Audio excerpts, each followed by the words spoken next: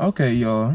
So today's video is 1 month. I mean, not 1 month. I'm already messing up. We just started. But after 1 year of owning my Camaro SS, how much do I like it? How much do I dislike it? And what's been my thoughts on it so far? So, yeah, man. Further ado, man. Let's get ourselves a cold start.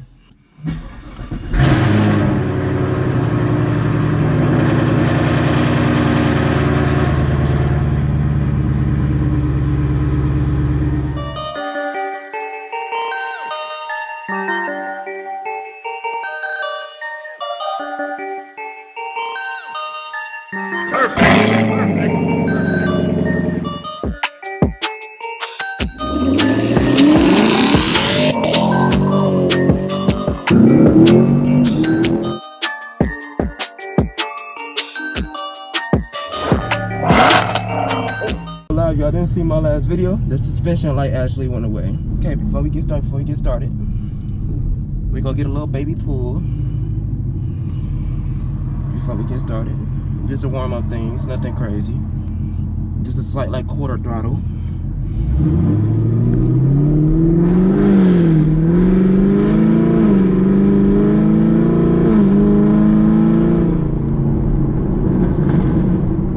Ooh, it's like thunder. I want to downshift. Yeah, I love this car. But anyways, we got a little bit of exhaust clips for y'all. So let's get into why we made this video. But yeah, all in all, I actually love this car. So I bought this car a while ago. Last year, I was trying to figure out what car I wanted. So it was either between this one. I was gonna get like a Mustang S550. This, or it was either gonna be a Scat Pack. I even could have bought like a used Hellcat with like low miles. But all in all, I decided to go ahead and get this car. So this car ran me about $49,000. It was like $52 out the door, but I had a discount from family members. So that's the reason why we got this car. But it's also different, you know what I'm saying? Everybody has a Mustang. Everybody has a Scat Pack. You know what I'm saying? Like, I just wanted to do something a little bit different in my area. That's just a little short backstory how we got here, just for people that want to know. But all in all, the car has been great. I haven't had any problems. Out of the whole year of me owning the car, we only did about, I just did my second oil change. I got the free one when it was at 500 miles. Dealership told me to come back and just get the free one when it hit 500 miles. So I was like, all right, we did that. And then I recently just did my own, the last video right before this one. We got a little bit of notes for you guys. I wrote down some stuff for y'all. Oh yeah, so like, one thing is I said though, like this car is not expensive to maintain. It's only expensive when you start modding it. So that's one thing to look forward to. My next video I'm gonna do like a full detailed video on how much I spent on the car and how much it cost to maintain the car my first year. So this video is basically like, it's gonna be my review, my thoughts, and I'm gonna do like 5 things I like, 5 things I dislike about the car. Yeah, we about to get a car wash, then we'll get on to the 5 things I like and the 5 things I dislike.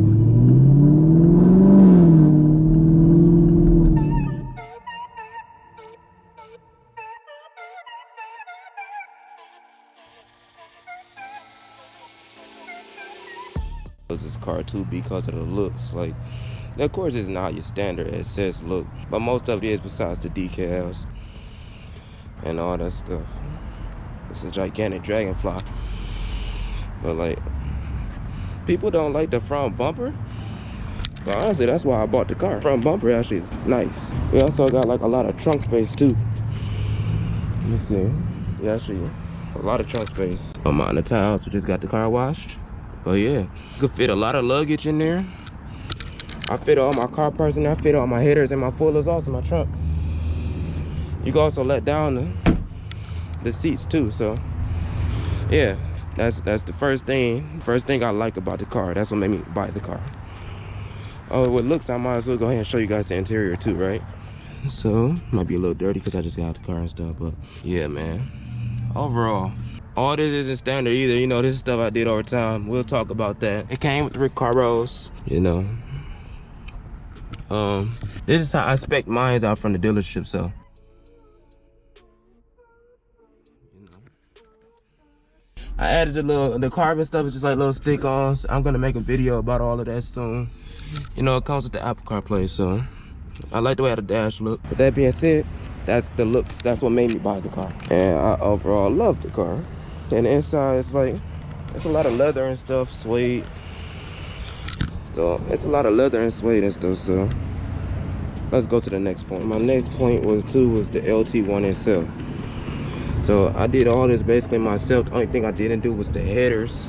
My uncle helped me put that on, but everything in here, I did myself. So for somebody with like no experience working on cars, this was a great first car for me to learn. And I also like how like overall like the power and stuff is good for like a beginner.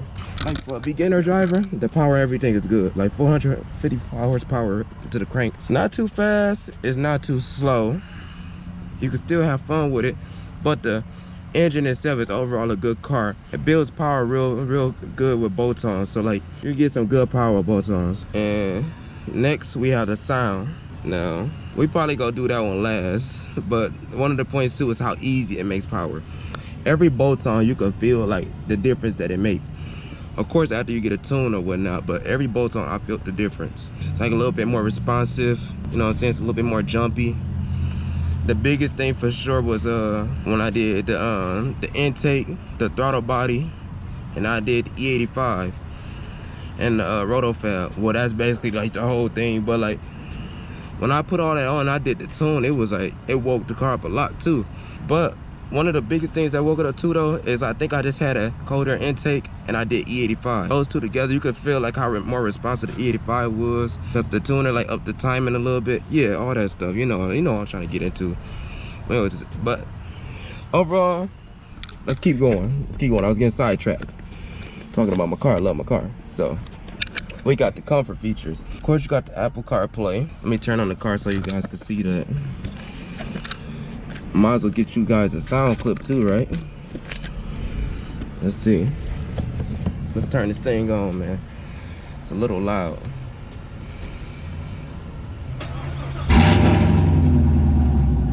Yeah. That's why I love this car too. It's just a demon. Straight nasty. But yeah, we're gonna do some sound clips later on my way home, so. But as you see, we got the Apple CarPlay. It connects right to my car. We're not gonna play all that, but you know what I'm saying? It's nice. Here go the dash. You can go to the performance. You can check your temps. You know, I like that one the most. They tell you how hot your tires is. And another thing you also got. You got launch control, which is not activated because I'm not in track mode. My thing is, I'm straight piping now, so like the valves, you don't really hear a difference. Yeah, we're not gonna talk about that, but to be in track mode now, you just gotta disable everything.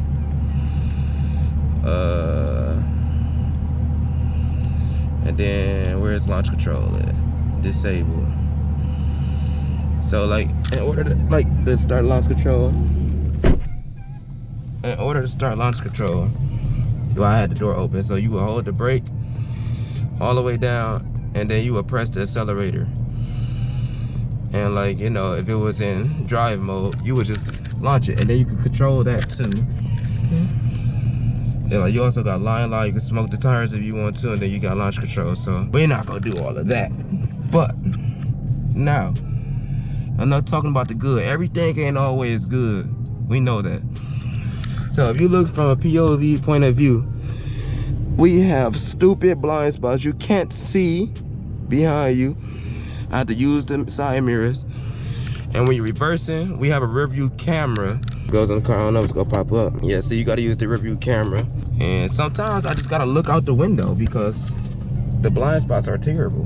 One of the things that came from the factory that I hated, actually, was the DOD, so it was like the AFM. So like when you driving, sometimes it'd go on V4 mode, and I just like got it tuned out immediately. I hated that mode. It gave me like 24 miles to the gallon. I mean 24 miles per gallon.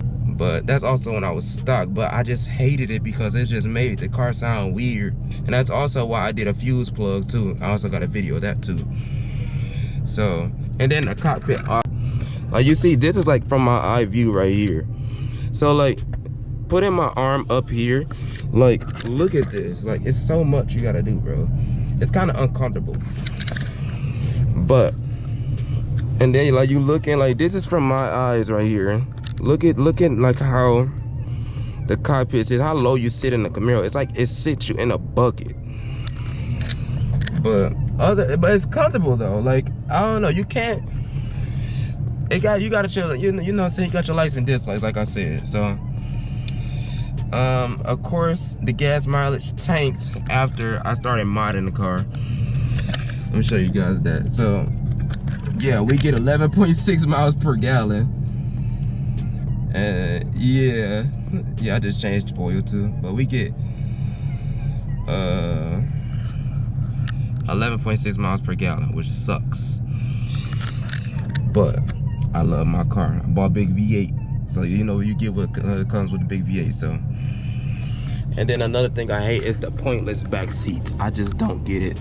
Nobody's getting back there except for an infant. Somebody like my nephew that's like 5 that barely fits anywhere. I mean, that can fit anywhere, like he's just skinny and little. So yeah, that thing is irrelevant. I don't know why they have back seats. I'm not even gonna do the back seat delete because I just like the way, I mean, it's gonna look weird without the back seat. So, but I don't want back seats, so I don't know. That's something in the future. That's something in the future. I want to do some weight reduction or something. But overall, my rating for the car, I do like a solid 8.5, 8.7. You know what I'm saying? To rate my car, I wouldn't 10 out of 10. It has to be absolutely perfect. It would be a 10 out of 10 for me if it didn't have the blind spots. The blind spots for sure, and just the way how it sits up in the cockpit. If it didn't have those problems, this car would be a 10 out of 10. Me personally, I don't like the back, but like, I guess you could probably fit a car seat back there or something. But yeah, man. Other than that, I absolutely love the car, man. It's been fun working on the car. And yeah, so just to wrap this video up, I think by the end of this week, I should have how much I spent on the car, how much like insurance, all of that, all tied in, plus how much I spent on mods on the car. And then this weekend, we're also going to be getting the car tuned since now we're FBO. So yeah, he's gonna tie in all the mods, and I'm just super happy that man, that is suspension code is gone. Like, not man, that suspension code, the suspension code. Because when we put it on the dyno, they strapped it down, and it popped out the magnetic ride sensor code. I mean, I keep saying that, the magnetic ride sensor. And like, so that's what I was putting on in my oil change video when I was changing the oil. I found that, and I was happy about that. So we popped that on with the mallet, and now we're good. So, all in all, after this week, after we get tuned, I want to go see if I can get on the track one day before the winter comes, because I want to see what it's like to drive on, like go to the track and run my car.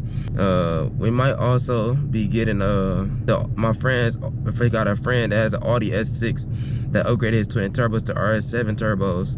And yeah, it's just a build car, so that should be fun. Hopefully we might get some runs, we could drive in there, get a ride along, review it, all that good stuff. So yeah, man, it's your boy Tazbegrinding. We out, man. Don't forget to like, comment, and subscribe to the video, to the channel, bro.